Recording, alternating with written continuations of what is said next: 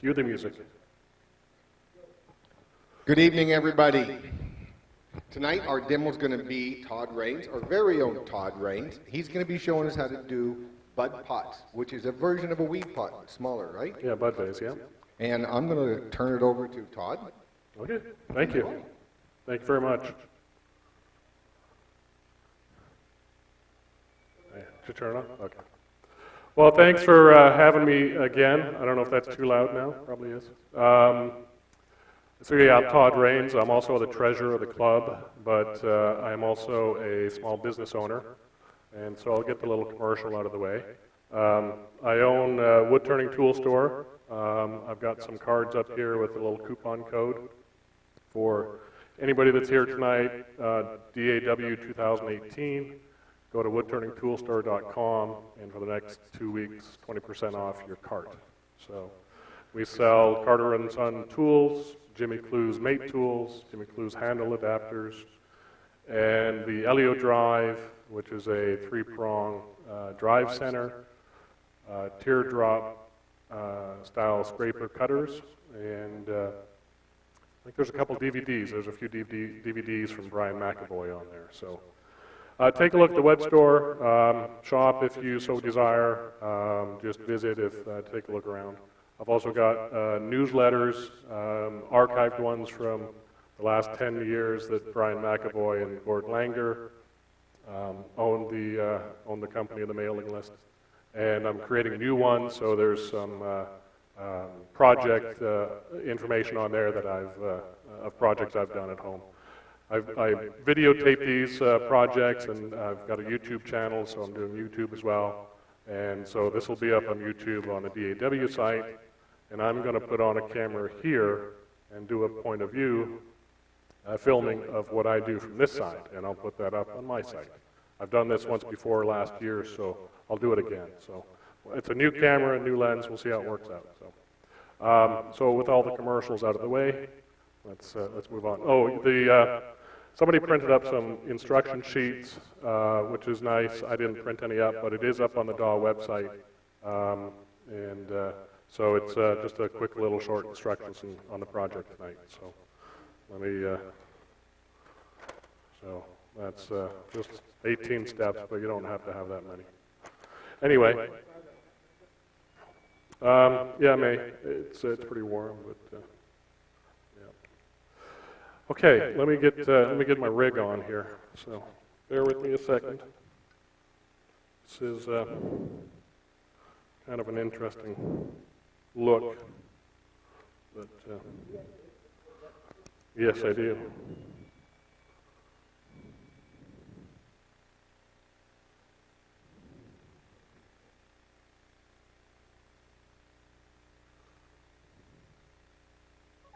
Okay, there we go.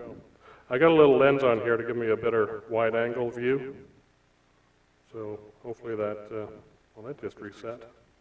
Well, we'll continue. So this little weed pot, and I'll pass a couple around, take a look, is really a base. I've got little test tubes that I insert. You want to pass those around? That'd be great. And I'll keep one up here for show and tell. So, yeah. So I call it a bud vase because of you can use it with water using the test tube. So, if you got a little flower garden or something, you cut one off, you can put it in there, kind of like, and put water in the little test tube, and away you go. So. Or you could use it dry as a weed pot. So whether it's a small bud vase or a weed pot, you know, whatever you want to call it, it's kind of cute, I think. My wife, when we were at SWAT last fall, was working the booth, and there was a gentleman working on, God, I forget the name of the outfit. English gentleman at the, I don't know if it's Chuck's Plus, I think it was, George Hatfield, and he came over, and my wife was over there visiting him, and he came back over about an hour later and gave her one of these. And so that's how I got the design, and so I looked at it. This one is the that's in sycamore that's going around is the original. I turned the second one out of oak, which is this one, which was kind of hard to do. And then I figured out where to get the test tubes. I picked them up on Amazon, got a box of 48 test tubes for 20 bucks. So if we do stuff on open shop, if you want to come by and turn one, you'll get a test tube to put in here. So I encourage you, if you want to, come by open shop and we'll turn a little bud vase for you. I'll leave that one up there. So the first step in doing this little bud vase is obviously get a chunk of wood that's about 5 inches long, 2 inches in diameter, or 1 3/4. And I've turned this one to round already, but I've set it up on here to kind of show what I use for center points. So I've got a live center with a cup center and just a point sticking out a very little bit. Let me back that off. You can see it in the camera a bit better. So it's like that. And then the center point is pretty much the same. And these are great for spindle turning because they allow the stalk to slip if you get a catch, which is kind of nice. If you do get a catch, then you don't have to have the wood just kind of throw all over the shop. So I do need that light down here, but there we go. So if you have a catch, you can stop, you can loosen this off, you can hold the wood and it still spins. You can crank up the pressure and get that wood from not spinning anymore. So I kind of like that. It's a safety factor when turning. This is my first time using this lathe, so kind of bear with me. Oops, got away from my nose. So I turned most of this project with a skew and a spindle gouge and a small parting tool. I may use a couple of different spindle gouges, but we'll see how it goes. I just wanted to show you a little bit how I turn rough this down and turn the tenon. Although it's already turned, I'll just kind of demonstrate the way I go about it. Yeah, is that all right? Not bad? Yeah, it's a little dusty.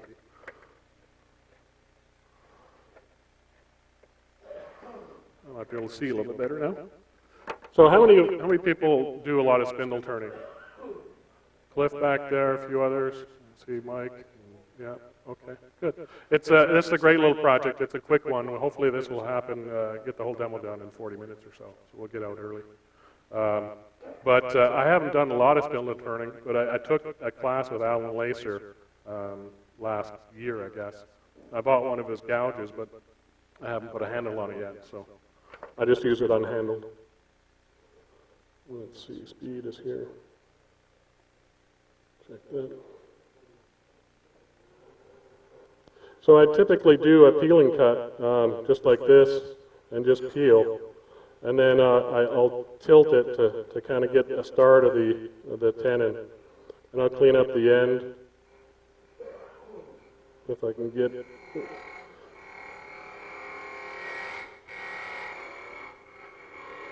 I'm a little high. This is such a short lathe for me. Yeah, that's in the way of the camera. There we go.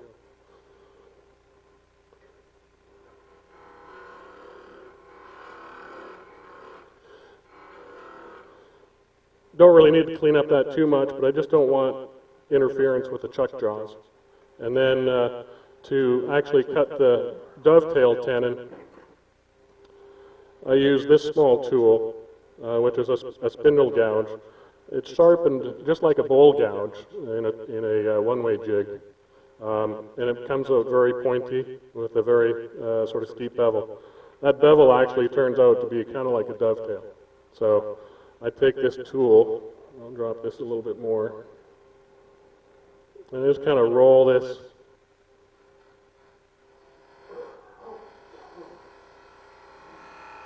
and tuck it right into the corner there and draw it out, and that's my tenon. So this is pretty much all I use this tool for, is cutting tenons.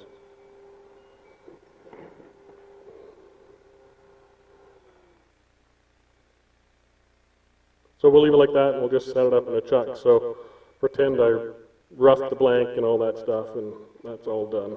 We'll still need that eventually.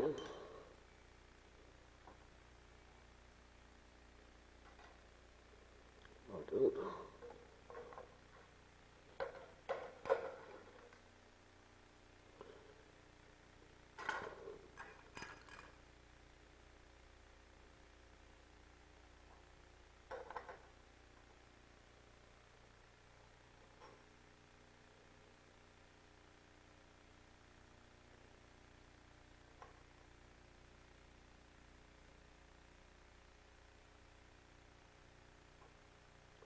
And I turned about 4 of these so far, 5. I think one of them kind of failed. It was the wood had a crack in it, but this is a chunk of ash, and I've got a sycamore blank back here that I had. And the black one that's going around, I think one of the Duvall brothers has it there.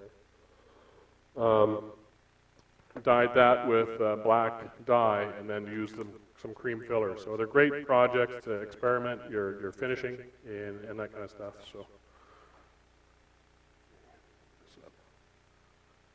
I'm going to,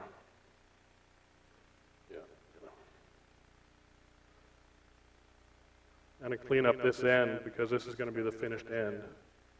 This tool rest is pretty big. Oops, that's not the power. I'm used to pulling a knob on my Powermatic.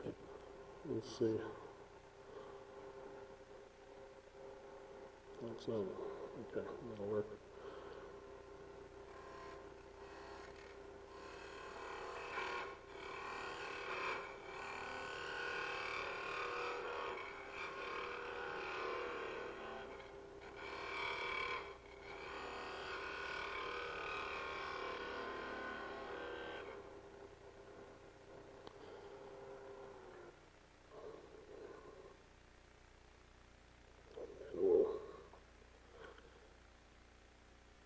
Not very good. Sometimes this little tool comes in handy. Oops, there we go again, pulling that knob.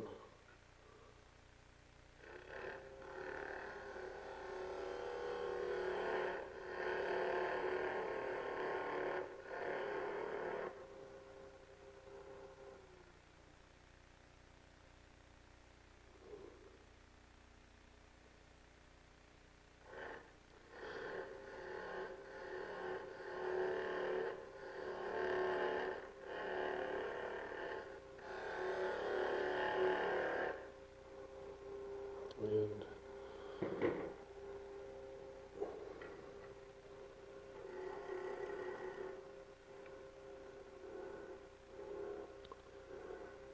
just making a little dimple for where the drill bit will sit. This is 13, I wrote it on the box, 13:30 seconds. And I was hoping it would be something a bit more standard, but it's just over 3/8 of an inch. They seem to work, it seems to work fairly well. So I want to drill this about 3.5, 3.25, somewhere in there, inches deep. That's about the depth of the test tube, or a little bit more than the test tube.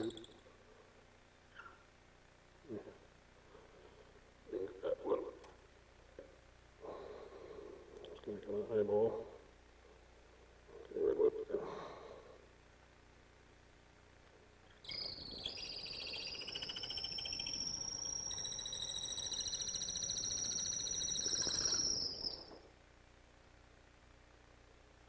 That should work.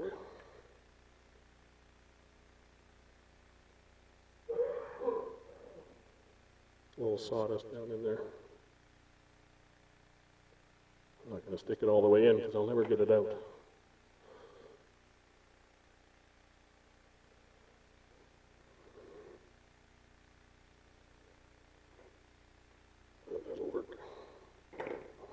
Okay.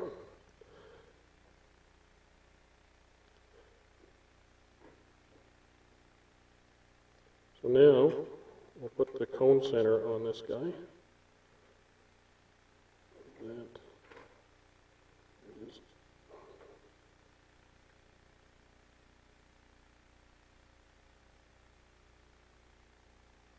How many people have lost this little rod? I've lost it a couple times and found it.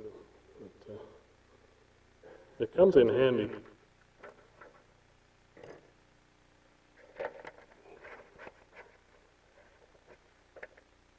You know, this isn't working, so I'm going to take this off. My phone decided to not cooperate. It's a little unfortunate. If you guys, I don't know if you were here for the last demo, I had that on. The quality came out pretty well, and the sound was really nice. Wasn't quite as, I think Ken was a little jealous, but the sound was a bit better than his. Yeah. So we'll bring the cone center up and just support the wood as we shape this thing. Now the shape is the pencil, and is really, you know, what I've put on the paperwork is really not, you know, a hard and fast rule, obviously. Shape it how you like. The black one I actually shaped a bit fatter. Didn't mean to, but it turned out more bulbous on the bottom. But the proportions of it are what I would consider. I like the form, and that's something I'm always thinking about when I'm turning. Is does it look nice? You know, does the form flow? Do the curves, you know, flow without interruption and bumps and stuff like that? So that's something to think about. We'll kind of lay this out a little bit. Not really thinking about it too much. So the bottom's going to be down.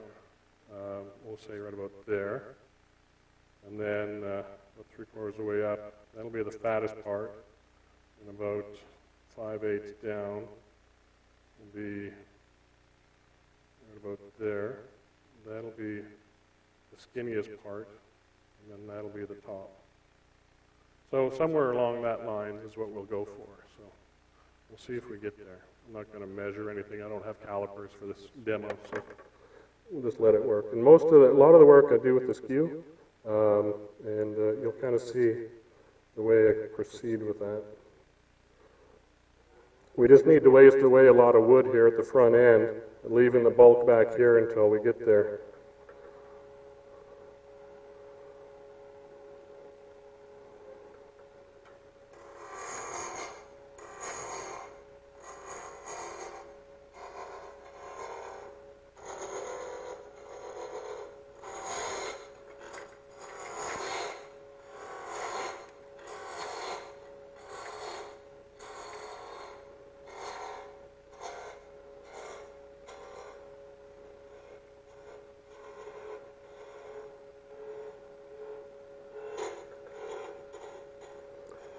I'm just judging this by eye, you know, kind of looking at it that way, and I'm going the wrong way with my taper. So it's a good thing I look at the model. It's roughly about there.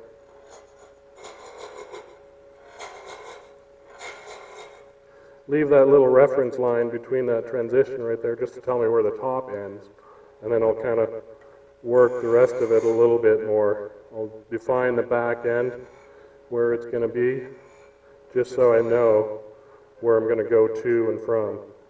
The high end is going to be, I'm not going to mark it, so right about, that'll be the high spot. This is a bit fat, so I'll be taking that down a little bit. So the next step is to really kind of start shaping this end of the bulb, and then creating that cove. And that cove is kind of, you know, there was an article in one of the woodwork AAW magazine, I think last year sometime, by Cindy Drozda, talking about, I forget what she was talking about, shape and form mostly in the article. And she talked about how the flowing curves of her finials and stuff, and the proportions that she has on the bulbs, the onions, and the tapers, to her flow like music. So it was kind of an interesting article to read that way, but I found a little bit of interest in that article when I was doing this thing. Is the top of the top of the cove here is obviously a much tighter radius than this down here, and so it kind of lifts it up, and you kind of get that flow. This one's a bit tight, but most of the other ones have a good lip up here, and then the taper just kind of leads up to what's going to come out. So it kind of, I think it all kind of sings, as she would say, a little bit. So that's what I kind of liked about that article. It's a good article. Check it out. I think it was in last fall's, maybe last summer's article.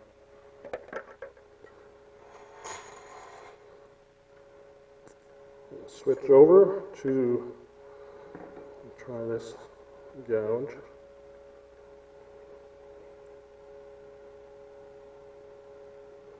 I'm going to have to maneuver this tool rest a little bit to get in there.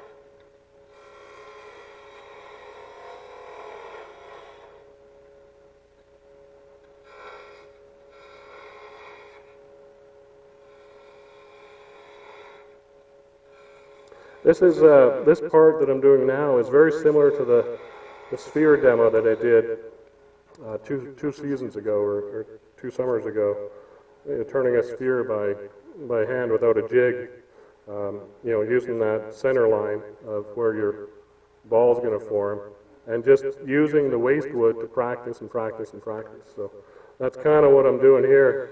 I'm getting used to the idea of moving this gouge in this direction and flowing it down towards the taper.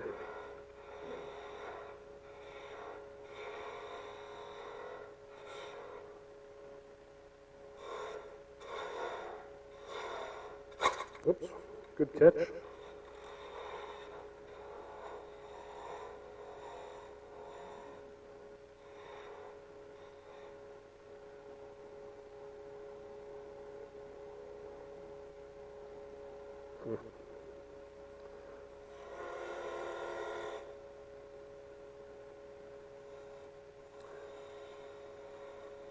I got about a ½ inch of wood right at this point because I've got about 3/8, so it'll maybe about 1/16 on either side of that tube hole. So I can't go much thinner than that, or I'll not have a bud vase anymore.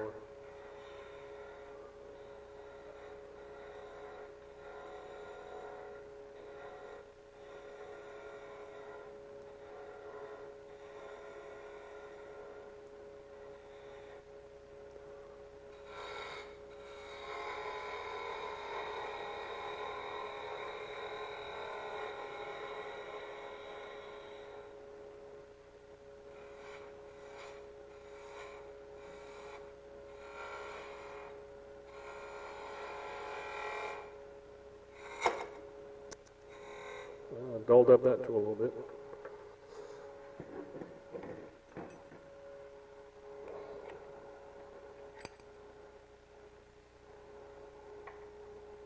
Just define that a bit better.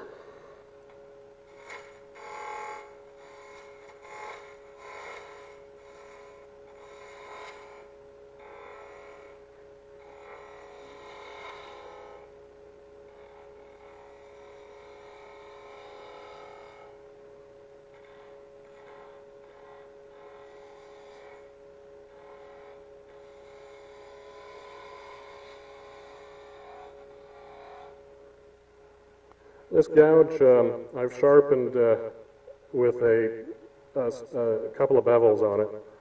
The first one is kind of the main bevel, obviously, that you use, and it's about an 1/8 inch wide all the way around. And then it's got a relief bevel on the back side. this actually allows you to roll a bead in a traditional way, but it also allows you to ride that bevel sideways and sweep a curve this way.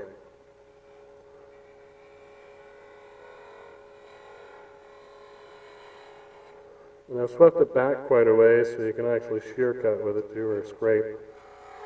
So it's kind of versatile that way. I've got to cut this down a bit more.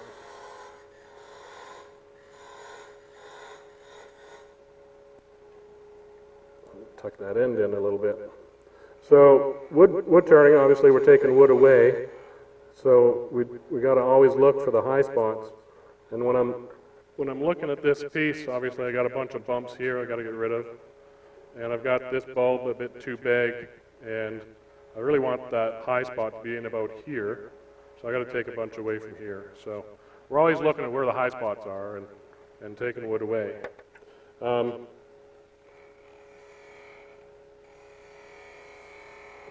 turning around 2,300 RPM as it says on this thing, which in this small forum you kind of need the speed, at least from my perspective, my way of turning. So it's really a matter of just touching where the high spots are. You just moving the tool in a different position to get that cut going, to create a nice flowing curve. I back up the tool, just change the attitude slightly, and try again, and again, until I get a cut going. This rest is a bit high, and I wish it was a bit smaller to get closer, but we'll make do.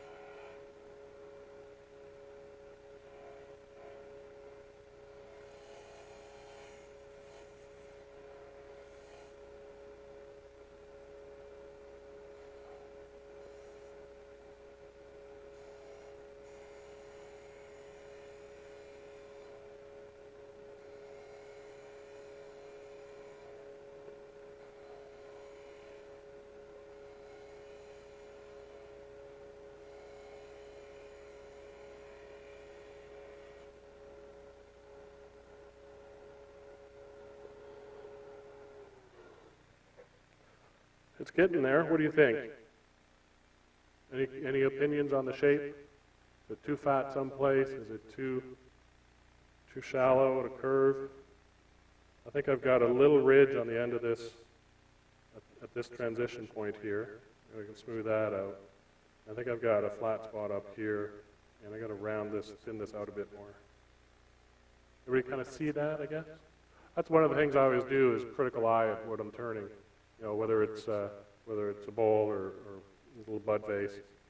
Nice flowing curves that meet each other, not at a flat transition, but at a nice, smooth, continuously changing radius. So that's something that, you know, the old adage is, if it doesn't look good, you know, it's not. It might be useful, but if it doesn't look good, it may not be used. So let's see, where's that again? There we go. So I'll use the side of the bevel here and just kind of rub that away.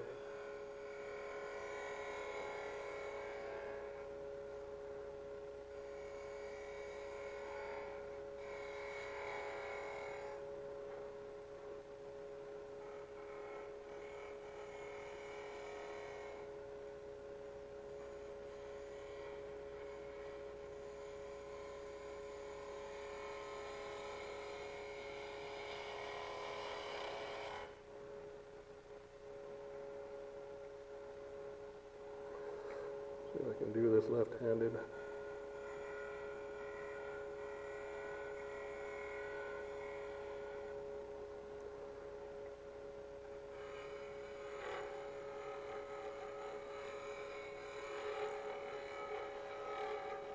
You know, this scraping, when you do that kind of scraping with the gouge, this is a good example of what it shows you. I don't know if you can see that shadow or that darker spot right there. I'll mark it with the pencil, but you can see where I'm pointing. That little spot tells me that there's a little divot there in the wood, because I'm scraping away in front of it and behind it, but not right at it. So I know I need to smooth that out.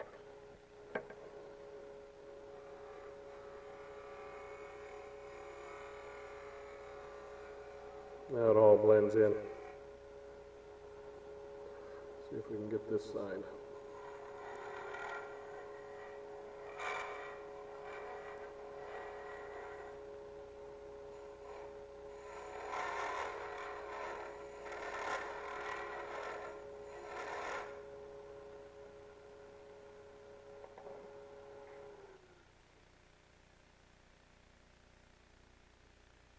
I think that's looking pretty good. I'm going to sink in the parting tool a bit further.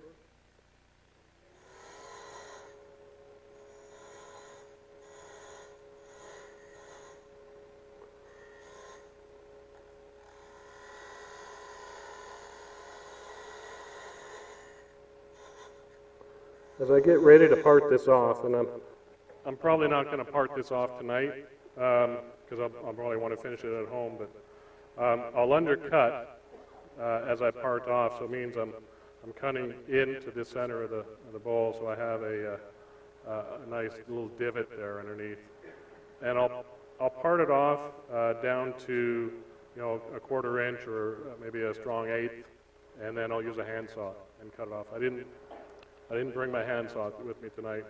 A lot of times I'll part things off and hold it with my hand, and that's fine, but this one's a bit long, and it tends to, when I pull this away, when I get down to a 1/4 inch, it tends to wobble quite a bit, so I'd rather just stop it and cut it off.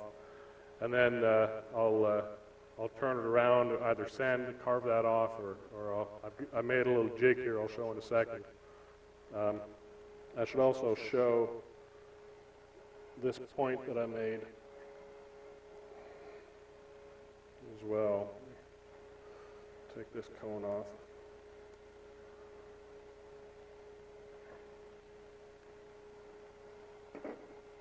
I made a little wooden cone years ago. I forget what for exactly, but it seemed to work well in this thing as well. So it doesn't mar up your wood quite as much, or you don't, you know, chew up your cone center quite as much like I've done. So you can do something like that, and that just sits on top of the threads. It's not threaded on or anything. It's just kind of a 3/4 inch hole on that thing. So at this point, you would sand. I did bring sanding paper, but I'm not going to bother sanding tonight. I'll sand through the grits, and I tend to try and cut this down a little bit thinner, undercutting a little bit, about there for sanding. And that way, when I'm sanding, I can get my sanding pad, if I had a bit more room here, I can get my sanding pad down to that edge and smooth it off a little bit more.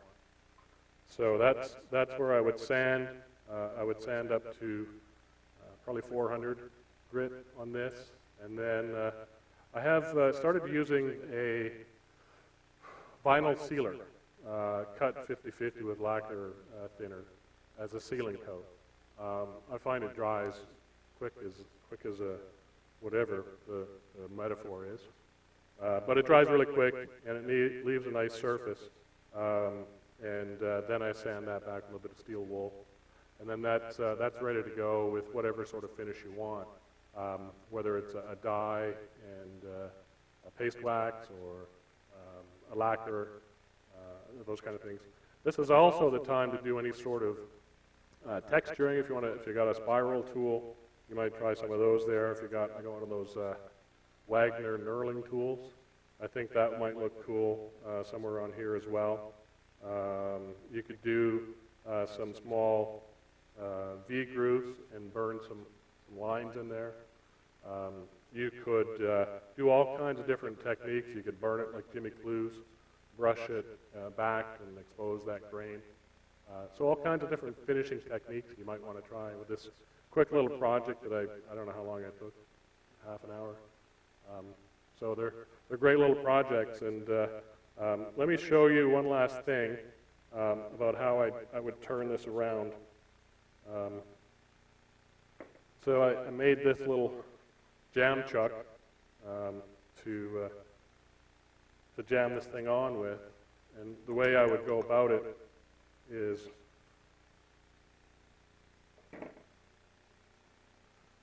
see, I've got this number 1, so that I know it goes on number 1 jaw.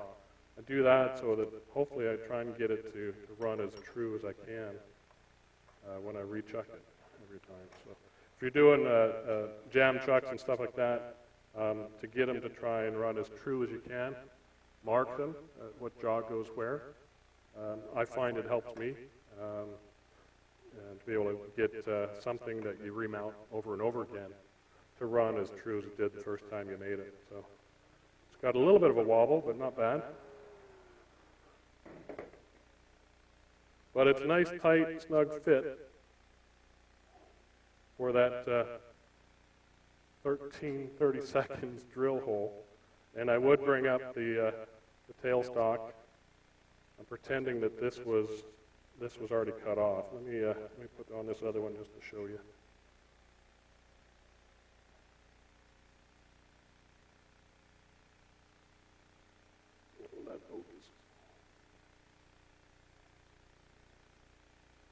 This one's a bit smaller than the other ones, but I would bring it up. I'm not going to poke it, but I would bring up the tailstock to support here, and then that would allow me just to get that last little bit right up to as close as I could. I'd actually have the point cone center on there, not that.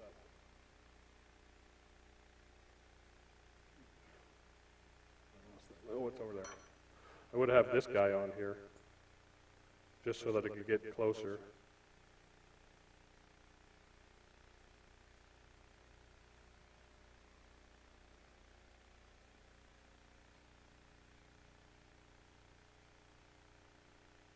So that way I could get, if I'd sunk that in there, I could get close down to that point, and I can cut it down to where I've only got a 1/16 inch little nub at the end. And then that's easy enough to carve off even with a chisel or with another carving tool. So you can do something like that. The other way, easier or safer way, is just carve it off, sand it off, whatever you want to do. I have a feeling I might break this guy.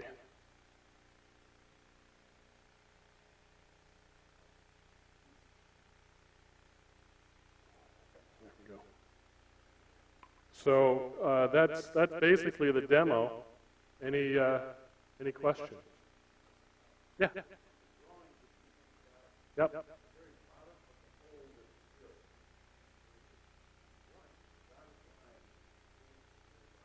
That's just the center line of the drawing. Yeah. No. I did the drawing in a CAD program, and those bottom lines actually didn't meet very well, but it's just the center line of how I rotated the form in the CAD program. So. But that's it, little weed pot, short and sweet. Yes, Charlie. Well, I think at this point I'm not. I'm just going to use it the way I've been using it for the last year and a half, just like that. It's short enough anyway. I use it really short like this anyway. So I don't know that I'll put a handle on it. I may at some point, but yeah. Yeah, I brought my big skew,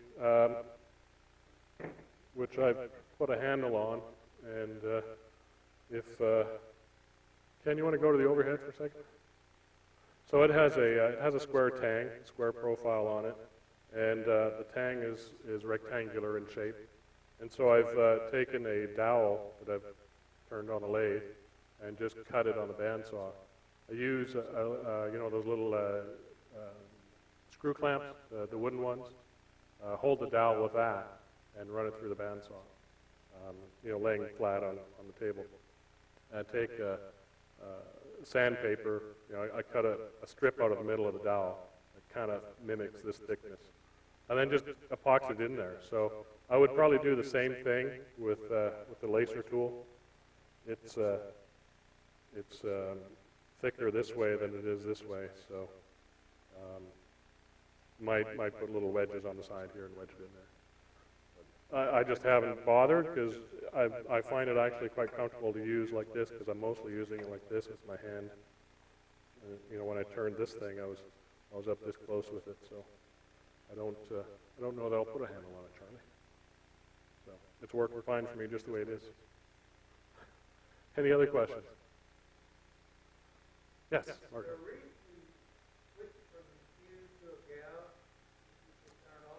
When I use the skew just to get rid of a lot of waste wood at this point in here. I took this down to about this diameter and then this stuff in here. The skew, I'm not quite good enough to do flowing curves like this with the skew. I'm trying it a bit more and more, but haven't gotten there.